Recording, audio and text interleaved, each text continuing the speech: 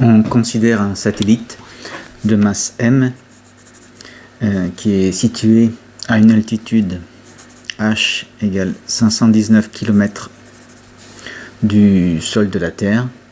Alors, si on représente, première question, la situation, et notamment la force de gravitation, la force d'interaction gravitationnelle exercée par la Terre sur le satellite, on a la chose suivante, on a la situation suivante. Si on dessine la Terre, de rayon RT, le satellite, lui, il circule à une altitude h sur une orbite circulaire. Alors en fait ça ne... Alors si on dessine le satellite dans une certaine position, la force d'interaction gravitationnelle, c'est la force exercée par la Terre sur le système satellite, donc de masse m, et c'est une force qui est attractive, donc elle est dirigée vers le centre de la Terre.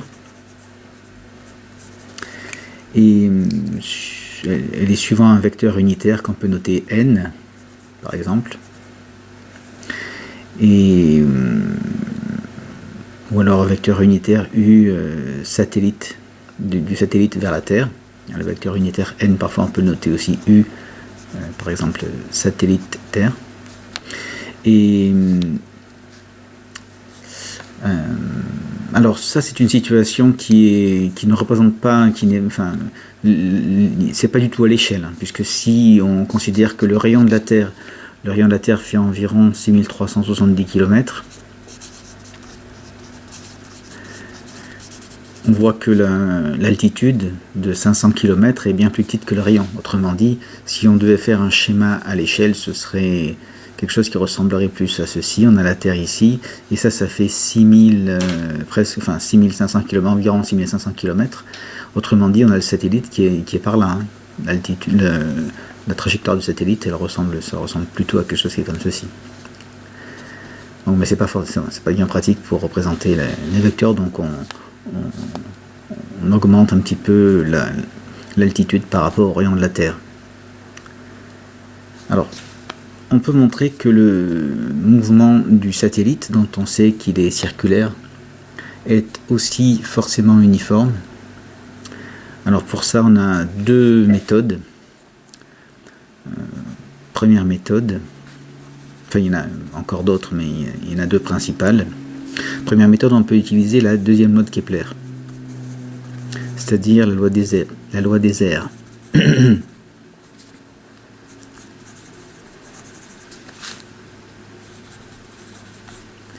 Alors cette loi des airs, elle stipule que l'air balayé par le rayon vecteur, par le segment qui relie le centre de la Terre au centre du satellite,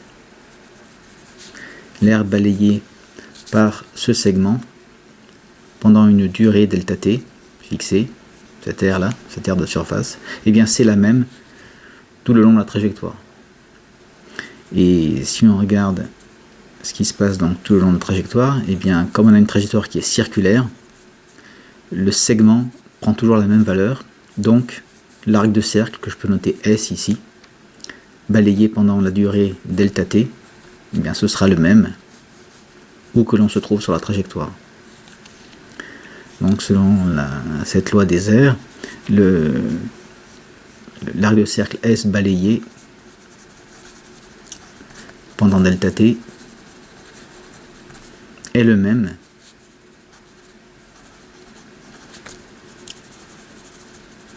sur toute la trajectoire, ce qui se traduit par le fait que la distance parcourue par unité de temps sur la trajectoire est toujours la même. Donc la vitesse a une valeur constante. Vitesse de valeur constante. Donc un mouvement qui est circulaire est forcément uniforme pour peu que les lois de Kepler soient vérifiées, c'est-à-dire pour peu que le mouvement soit un mouvement newtonien, soit soumis à une force de type newtonien en 1 sur r carré. La seconde méthode, c'est de calculer l'accélération, et ceci grâce à la deuxième loi de Newton. D'accord, on peut calculer l'expression de l'accélération. Alors, pour ça, rigoureusement, il faut repasser par la méthode habituelle avec la définition du système. Le système, là, ce serait le satellite. Le référentiel, ce serait le référentiel géocentrique. Considéré comme galiléen.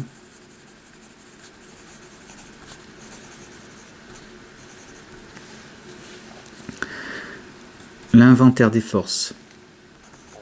Eh bien, il y a la force d'interaction gravitationnelle.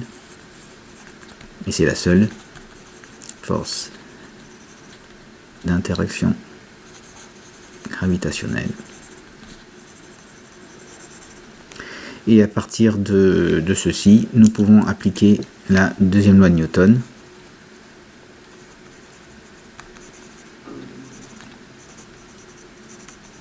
Pour un corps de masse constante, cette deuxième loi se résume au fait que la masse du système de masse constante multipliée par l'accélération de son centre de masse est égale à la somme des forces extérieures appliquées au système. Et ici, la seule force est la force d'interaction gravitationnelle, d'où on tire, dans cette situation, que l'accélération du centre de masse du système est égale à grand G fois la masse de la Terre sur le carré du rayon de la trajectoire multiplié par le rayon vecteur qui porte la force. Et donc je ne vais pas rappeler la force, l'expression de la force d'interaction gravitationnelle qui est connue depuis longtemps. Et donc on constate ici que l'accélération est suivant le vecteur n. Or l'accélération, de manière générale, dans le repère de Freinet, elle s'écrit comme étant l'accélération normale suivant le vecteur n plus l'accélération tangentielle suivant le vecteur t. Donc ici, l'accélération normale vaut ceci, et l'accélération tangentielle, il n'y en a pas, elle vaut 0. Or, l'accélération tangentielle, qu'est-ce que c'est? C'est la dérivée de la valeur de la vitesse par rapport au temps. Et donc, on montre ainsi que, comme la dérivée de la valeur de la vitesse par rapport au temps est nulle, la valeur de la vitesse est une constante. Et donc, on a un mouvement uniforme. On retrouve bien qu'on a un mouvement uniforme. Alors justement, maintenant qu'on a montré que la valeur de la vitesse est constante, on peut trouver son expression. Et alors il y a plusieurs manières de voir les choses. Alors si on veut donner toutes les caractéristiques du vecteur vitesse sur la trajectoire, donc là il y a la Terre et le satellite se trouve par ici, et bien la vitesse est toujours tangente à la trajectoire. Donc ici la vitesse v est collinéaire au vecteur t qui est le vecteur tangent, l'accélération L est collinéaire au vecteur normal. C'est une accélération centripète dirigée vers le centre. Et donc la vitesse est tangente au vecteur t, la vitesse est écrite comme ceci, avec comme valeur, eh bien on peut utiliser ce qu'on a signalé ici, que l'accélération normale, elle est égale à le grand G masse de la Terre sur r carré. Or, cette accélération normale, AN, donc grand G masse de la Terre sur r carré, cette accélération normale, elle s'écrit également v carré sur r, de manière générale. Et donc, on tire de cette expression la vitesse v, le r remonte. Alors, je vais passer par v carré d'abord. V carré égale g mt sur r carré fois r, donc g masse de la Terre sur r, et donc v, la vitesse, c'est la racine carrée de g mt sur r. D'ailleurs, on aurait pu... Voilà, ça, c'est l'expression que l'on donne généralement pour la vitesse d'un satellite en mouvement circulaire uniforme. Et... oui, on peut faire une autre remarque au passage, c'est que la vitesse, elle est aussi donnée la valeur de la vitesse, elle est aussi donnée par le fait que en un tour ici, si le mouvement est circulaire uniforme, la circonférence du cercle c'est 2π fois le rayon de la trajectoire. La circonférence c'est 2π fois le rayon. Et la durée du parcours c'est la période de révolution. Donc la vitesse elle s'écrit aussi comme étant 2πr sur t. Et lorsqu'on met les deux expressions de la vitesse ensemble, lorsqu'on égale cette expression à cette expression, on tombe sur la troisième loi de Kepler, qui dit que t carré sur r cube égale 4π carré sur grand G grand M. Et ici ce serait la masse du corps central, la masse de la Terre. Alors à partir de cette troisième loi de Kepler, on va pouvoir tirer la période de révolution du satellite, c'est-à-dire la durée pour que le satellite fasse un tour sur son orbite. Si on tire de cette expression la période grand T, la période de révolution, on a que t carré égale, le r cube passe de l'autre côté, 4π carré r cube sur grand G fois la masse de la Terre, et donc la période grand T c'est la racine carrée de cette expression, t égale racine de 4π carré r cube sur G fois mt. Alors R, le rayon de la trajectoire, c'est le rayon de la Terre plus l'altitude. C'est ça la trajectoire, c'est ça le rayon de la trajectoire petite r. Le rayon du cercle parcouru par le satellite, c'est le rayon de la Terre plus l'altitude du satellite par rapport au sol. Et donc T s'exprime comme étant égal à 4π carré rayon de la Terre plus altitude au cube sur GMT, donc la racine de tout ça. Application numérique, T environ, donc si on remplace les grandeurs par leurs valeurs, on a 4π carré, le rayon de la Terre c'était 6370 km, plus l'altitude du satellite on avait dit 519 km. Alors attention, on est en kilomètres, donc il faut passer en mètres en 10 puissance 3, et c'est tout ça que l'on met au cube.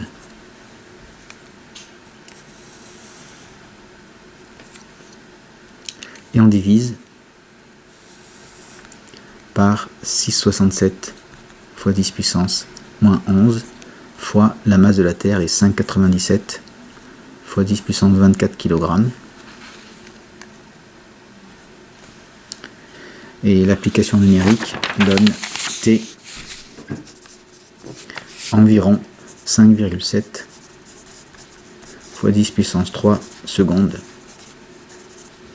C'est-à-dire en divisant par 3600, donc égale 5,7 fois 10 puissance 3 divisé par 3600, pour avoir la valeur en heures, ça fait 1,6 heures, c'est-à-dire 1 heure plus 0,6 heures, et 1 heure étant 60 minutes, 1 heure plus 0,6 fois 60, ça nous fait une période de 1 heure et 36 minutes.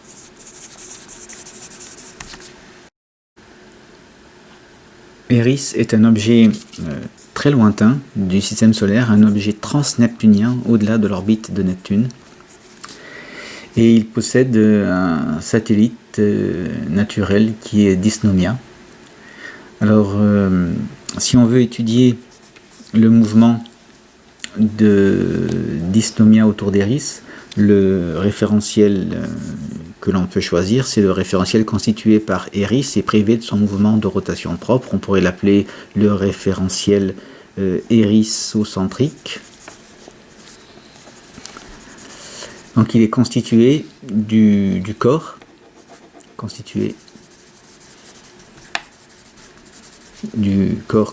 Eris lui-même,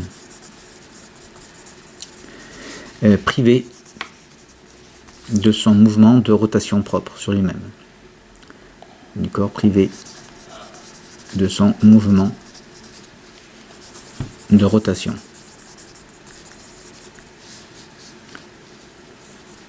Donc si on considère ce référentiel comme galiléen, on va pouvoir trouver l'accélération de dysnomia en utilisant la deuxième loi de Newton. Le système, ce sera le satellite, dysnomia. Le référentiel, donc, ce sera Eris, enfin hérissocentrique, puisque c'est Eris privé de son mouvement de rotation propre, considéré comme galiléen.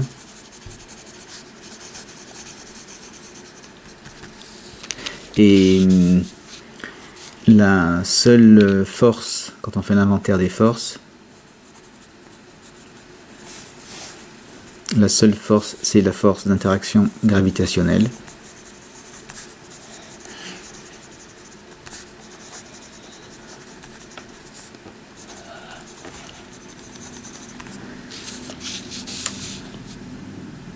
Alors on peut appliquer à partir de ceci la deuxième loi de Newton.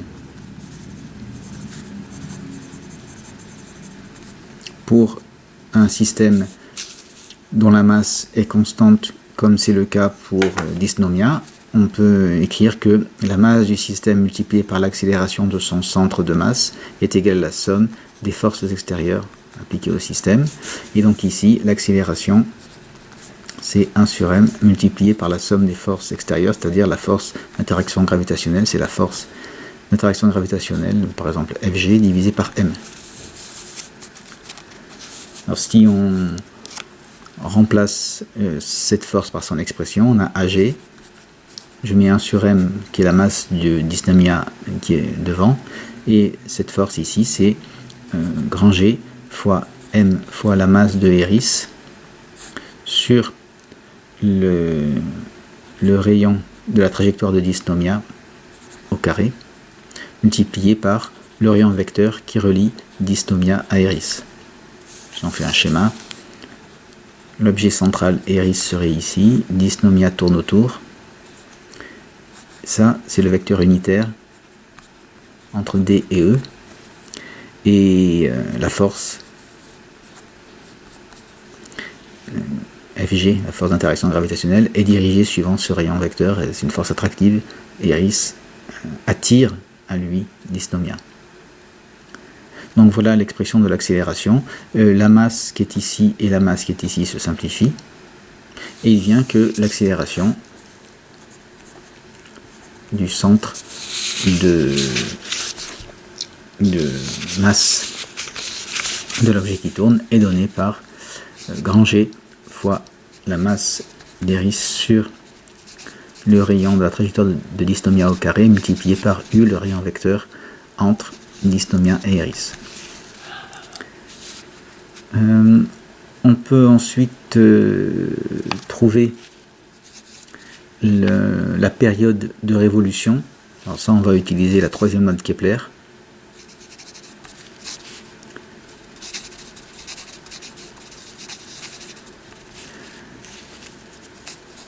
T carré sur RD au cube. Donc là, c'est pour la trajectoire de l'objet qui tourne, pour dysnomia, la période de dysnomia, T indice D au carré sur le rayon de la trajectoire, le cube du rayon de la trajectoire, égale 4 pi carré multiplié par grand G fois la masse de l'objet central, c'est-à-dire ici la masse Eris, de l'objet transneptunien Eris. Et on en tire T indice D. Alors je vais passer d'abord par le carré. T indice D au carré égale 4 pi carré RD au cube sur G fois ME. Et on prend la racine carrée pour isoler la période. T indice D égale 4 pi carré R indice D au cube sur G fois ME racine. Alors on voit qu'on a 4 pi carré sous la racine, on peut le mettre en facteur. Et il nous vient que T indice D égale 2 pi racine de RD au cube sur G fois ME. On cherche à isoler la masse de Eris. On a pu mesurer avec les appareils d'observation le rayon de la trajectoire ainsi que la période de révolution de Dysnomia, et donc à l'aide de T et de R, on va pouvoir tirer dans cette étude la masse de Eris. Donc ME égale à 4 pi carré multiplié par RD au cube. Ici on tire ME. ME vient ici, RD au cube vient ici, et TD carré vient ici. Sur G fois TD au carré. Et l'application numérique, cette fois-ci, ME environ égale à 4 pi carré multiplié par 3,60 fois 10 puissance 7 au cube. C'est le rayon de la trajectoire de Dysnomia par rapport à Eris. Sur le G qui est 667 fois 10 puissance moins 11 mètres cubes, kilogramme moins 1, seconde moins 2, et multiplié par la période. La période c'était 15 jours, 15,0 jours qu'il faut passer en secondes, donc 15,0 fois 86 400 environ, que l'on met au carré. Et l'application numérique donne ME environ égale. Donc on a remplacé ici le rayon, on le met au cube, le G et les 15 jours fois 86 400 au carré pour avoir la période en secondes. Et l'application numérique donne une masse d'environ 1,6 fois 10 puissance 22 kg.